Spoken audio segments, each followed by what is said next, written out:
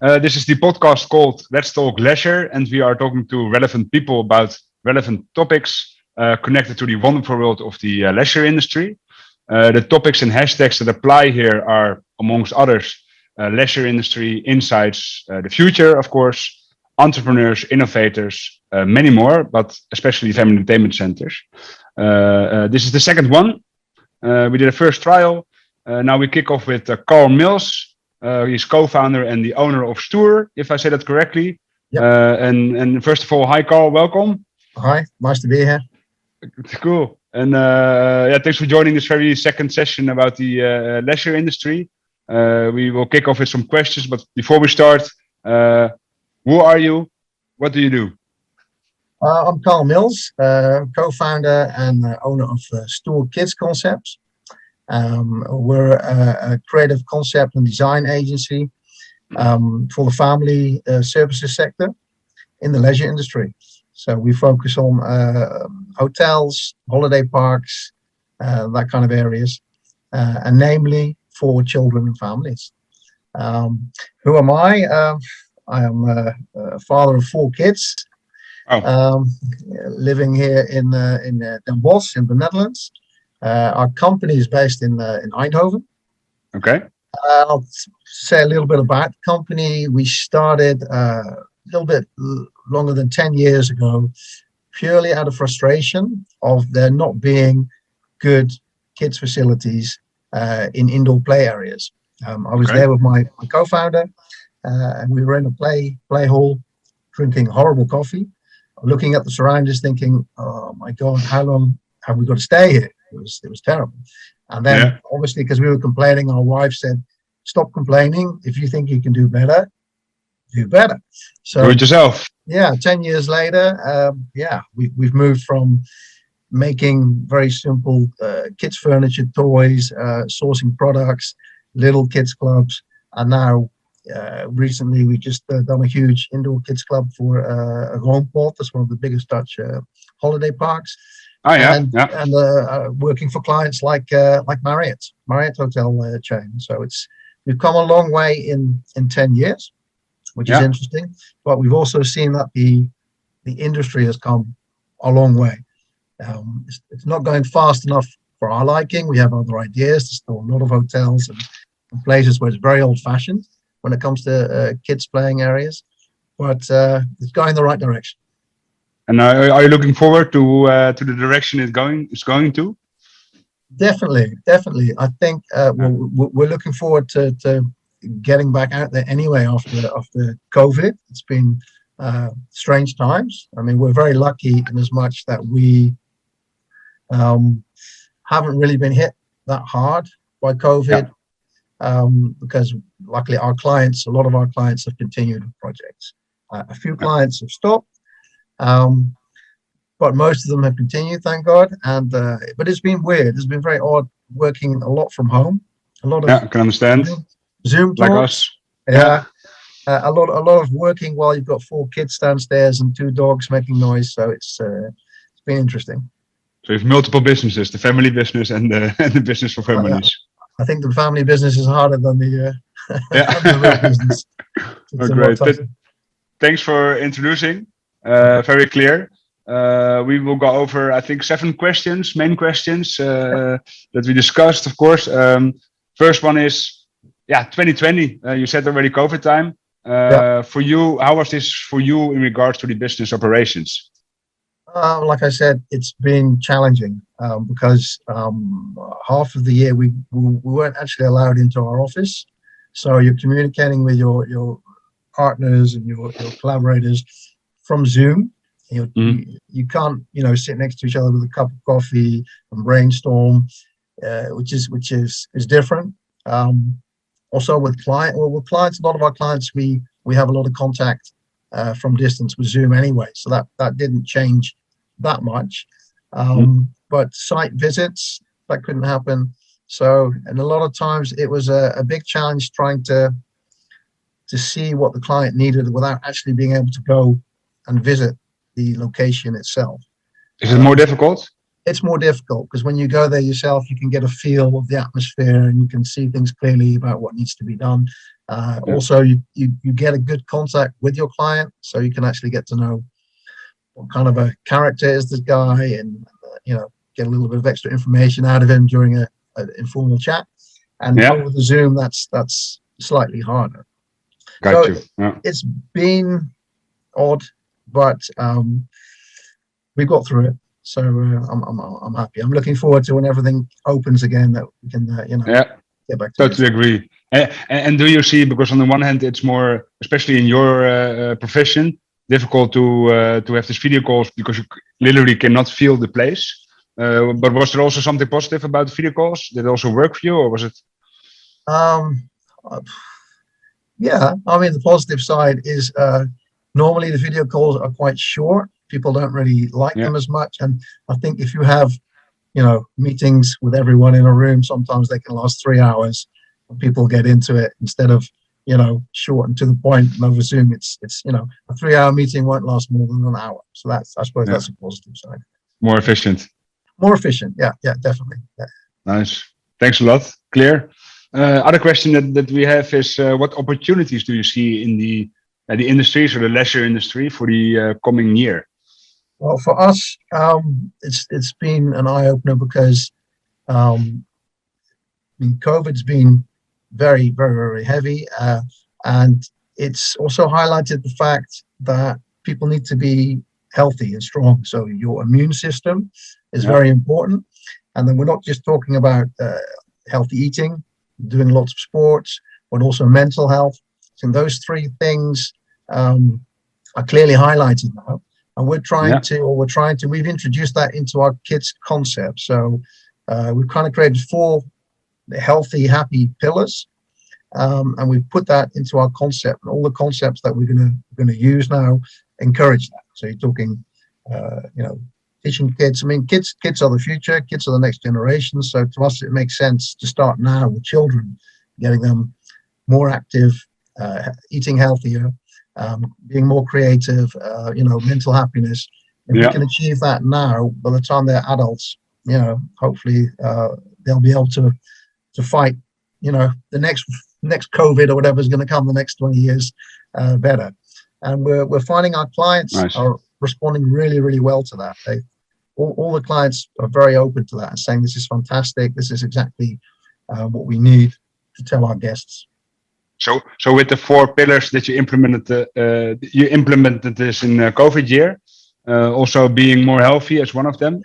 We had a kind of light version, so it was always the basis of what we believed in when we were stuck in that horrible, dark, gloomy hall with bright nets and ball pits and that kind of stuff. Drinking local coffee, we said this has to be, can be done better, and that there was a very light version of that at that stage 10 years ago. But now this has kind of highlighted it more, so we brought it right to the foreground and say, main focus of every concept is, no matter what your concept is or what your theme is, those 4 pillars are very important, I think. So by creating healthy and happy kids, you're actually saving us from the next pandemic when they are older.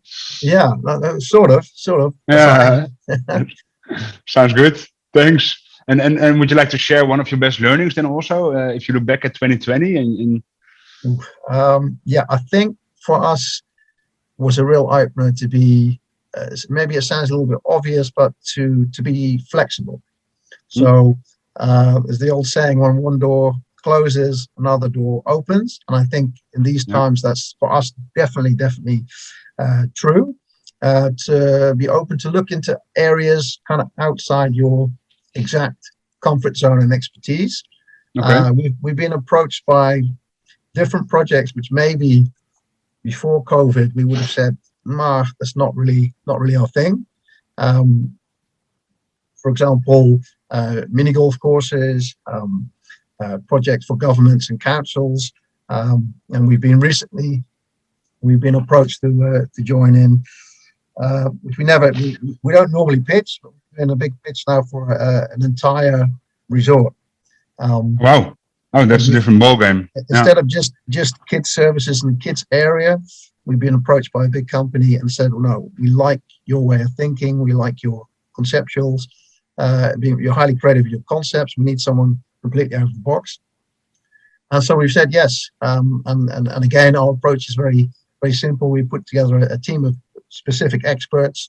All the needs that the client has will be matched, and we're coordinating that as well. So that's an interesting avenue to go down. So in a way, we're kind of broadening our expertise during COVID. We're doing a lot more different things in COVID than we did pre-COVID. Yeah. And with the video calling, you can go all over the world, of course. And it helps with all these new verticals. But it sounds good. And if I recall it good, you say one door closes, but many opened. And yeah, the topics that you just discussed are other paths that you can also take to expand business, but also again having a positive impact for children. Well, yeah. Again, we kind of a year ago, someone said, "Can you help us design a midget golf course?" So we do kids clubs and hotels, but we're like more open to new things. Like I guess because now a few projects were cancelled. You know, you want to keep revenue moving along, and then you say, okay, let's try that and let's do this. And we found out it's working out pretty well.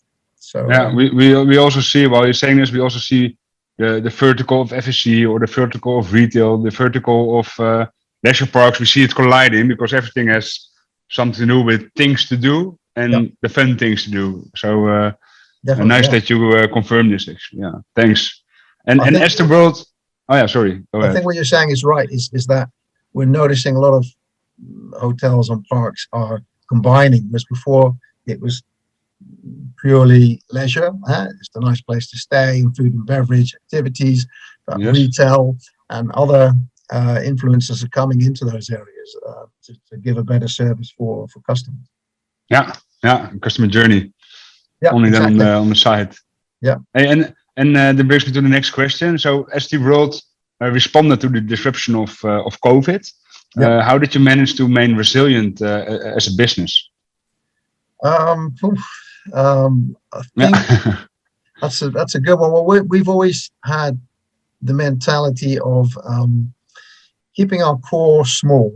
So I guess we're a very modern business, in as much we haven't got 12 offices around the world and 200 people working for us for a fixed salary. We've kept our core relatively small compared to competitors, and every project we work on, we use a very large group of specialists. So basically, for each project, we hire the top guys, whether that's an architect or a playground builder or an interior specialist, or an activities programmer. We get the best of the best and put that into the team. And when we move on to our next project, we might use the same people again, or we might use a smaller team. But then there are competitors of ours who have had a really hard time because they have like 60 people working for them, with fixed salaries, 4 or 5 big offices. Yeah, and if there's no income coming in, then that's a problem. Yeah, and you have the ability to expand, but also to decrease, conforming the needs of the market, of course, if you have specialists for certain projects. Nice that you're saying this. So you really use a specialty during a certain time, and those specialties also change, of course, due to COVID trends, whatever, and maybe then you need other people. So that make you. Sorry, that fits in with the current way of thinking. With everything. I mean, the Ubers, and all those kind of car lease companies where you don't need to own a car, but you need a car. You join this subscription, and then you get a car for it at a ridiculously low price. I think that's a little bit along those flexible way of thinking that we've set up our company. Yeah, I think it's the future, especially because everybody has their own skill set, wants to develop in that area, but it's not always useful regarding the whole time. So it's good that you use these efforts of those people for certain projects. Yeah, thanks. Yeah. And do you think the impact of COVID will have a long-lasting impact on the way you run your business, and in what way?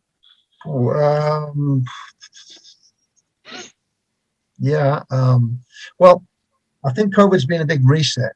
in as much that for us, COVID gave you a chance to kind of catch your breath and really think about, okay, what is Stoerrr? What do we stand for? What do we want to achieve?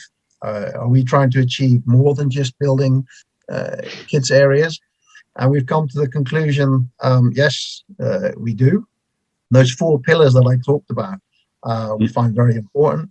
And also taking the time to find the right partners to work with, the right specialists to work with. Because I think before COVID, our services were less broad than now. And now we've had the time to look for better partners.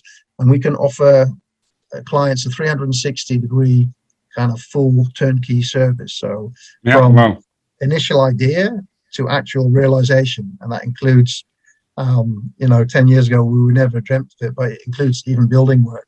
So you can actually say, we've got architects, realization companies, activities program people working with us, staff training, staff sourcing. So you can also offer the full package now to hotels and leisure services. And then with the clients who share the same vision as you have, of course. So it's a better match also. Exactly. I think that's the key, that we are kind of had more time to think about which direction you want to go in. And the whole COVID thing has also highlighted, sustainability, the environment. As COVID got to do with the fact that, the world is being polluted. So you're thinking about that. And we're leaning towards a far more kind of natural, sustainable direction. Yeah. And that's how we're promoting ourselves. So we're finding that clients who want that are now actively pursuing us instead of the other way around. No, that's the nice. That's the good direction. Yeah, very nice. Perfect direction, yeah. Yeah, and so I have the feeling that you gain more sharpness with the vision of your company. You are now during this time, and it's a shame that we talk about COVID, but on the other hand, you say, okay, it gave us more of a laser focus to work with the right partners, who share the right vision, and then you get the 360 point, of course, where you help them even better. Staying small, but having contacts with the right project people, specialists, will make it a perfect customizable package for every client that you work with. So that sounds really good. Yep. And if you then we come to the last main question actually. What kind of trends do you then foresee for the coming year post COVID? So now we go finally past COVID. One big trend that we're seeing is technology, but being used in a positive way. I mean, a lot of technology is used just to kind of keep kids busy. Every parent can identify with the fact that their kids are on the iPad or iPhone or PlayStation too much screen time. But we're trying to find ways to use that in a positive way where they can actually not sit on the couch, but maybe go outside and get fitter. One example is for a holiday park. We're busy creating an app. It's part of a virtual reality setup. So you've got an interior where there is physical play, you've got virtual reality play, which is actually teaching kids about animals. So the inside, a whole learning part in there. Yeah, so the inside of the kids club looks like nature. It's actually built to look like a specific nature area. And there's a bird tower where kids can look through telescopes and see virtual reality animals. Which is nice, but the next step is to say, okay, you've seen the virtual reality animal, 5 or 6 kilometers around the corner, you've got this beautiful nature area. There we go. Take your technology on your phone, use the app, and get out there and try and find the real animals. So kids are actually walking, thanks to technology, walking. And mobile phone is like for some parents the devil. Or get off your phone. So no, you can take your phone and walk 5-6 kilometers and try and find these animals with the help of your mobile phone. So that's kind of flipping it. So flipping technology to do something educational, to do something positive, and actually to get kids to be more active physically through technology. I like what you say, because now instead of and I think this should always be the answer of new technology. Often people are quite resilient or scared of it with the I don't know, 30 years ago, we were scared of the computers. Now we're scared of the augmented reality. But it's all positive, right? And even if it's the bad way, it can be used inside, take your orders for food and stay home. But you say, flip it, use technology to connect yourself again to the world and to the nature, Yeah, or exactly. animals in this case. Exactly. Yeah. To use it in a more positive way. I mean, we're also finding another side is also using technology to make the customer experience better. So new technologies where everything is all to do with the ease of the customer, so that the customer can not only book his experience, whatever it is, holiday or experience, Yeah. but also everything around it. So the extra services, the amenities, maybe F&B products, and that way use technology in a positive way to enhance his overall experience. That's another Got you. big trend. Our last trend, well, that's kind of one that we're encouraging, is biophilic design. So, which is twofold, which is biophilic is, bringing nature inside. So that's what we're doing at this holiday park, literally bringing nature inside. But wherever possible, I mean, studies have shown that people feel at their best when they're in nature. So for us, it's very obvious to say, well, let's bring as much of nature as we can inside to kind of, recreate that atmosphere to make people feel good, happy, de-stress people, make them feel at ease. Plus, what will also, for us, is very important, if we're involved in a total project, is to see, okay, if there's a resort being built, let's try and make the resort blend in with nature instead of standing out like, like a sort And then you don't mean just a plant here and there. No, try and make it as least obvious as possible. I mean, there's nothing worse than reading about a lot of them are in Asia, 2.6 billion projects being held there, where almost half an island is being destroyed to put some kind of amusement park there, which is one big plastic bubble which kind of pollutes the environment and doesn't really help the local people. We think that can be done better. So that's a trend we'd like to encourage. Whether it's going to happen, I don't know, but we're going to promote it as much as we can and look for clients who show the same interest. Sounds good. So use technology positively. Yeah. And stimulate also the children, but then the parents as well, indirectly, probably, instead of just having the phone while they're playing. But also bringing the biophilic, if I say it correctly, the green in home and the other way around. But let the world interact with the green, what's already there. It's basically let's connect with nature and try and respect nature and use that in a positive way, rather than, I mean, hotels are obviously famous for destroying nature, but that doesn't have to be that way. If people think about it a little bit beforehand. Sounds good. And like you said, it was a good point, not just for kids, also for parents. I mean, if you look around any area where kids are playing, you'll find at least 10 parents not looking at their kids or not joining in with their kids, but on their phone. And indeed, what we're trying to do is create family spaces, family activities. So the traditional way is kids go left, and mom and dad sit by the pool with a drink and go on their phone. The kids do their own thing. Obviously, there has to be a little bit of me time for parents to kind of recover from their work, but as much as possible, try and get that we time. That's the whole idea of going on holidays, spending quality time with your family, and that's something we always try and include. I think it's a great ending if you say we time, especially after COVID. We're getting there almost. Yeah. Looking forward to having normal conversations without the video call, of course. And Exactly. can I ask you one unprepared question? Sure. Would you like maybe to share your life motto or your life? What you like to share with people on a personal note of how you, I don't know, look at things? Maybe it's too broad, but It's a difficult question. Yeah. Why I ask this, I always ask people who are innovators or market disturbers. I always ask them, okay, what's your thing? What's your end game? Or what's your? I suppose a good motto is, be prepared for the unexpected. I mean, no one was prepared for COVID, Yeah. and to be able to be flexible and change, if you have to. I've learned that through COVID, also with the family. Work can be stressful. Working at home is even more stressful, but there's no point in being stressed out. You have here I've got 4 children running around, so sometimes you just have to laugh and say, okay, look at it. It's an incredible chaos everywhere, but hey, it's still beautiful. Yeah. Okay. Cool. Awesome. Thanks very much, Carl. We will get back to each other. Okay. All right. Nice talking to you. Cheers.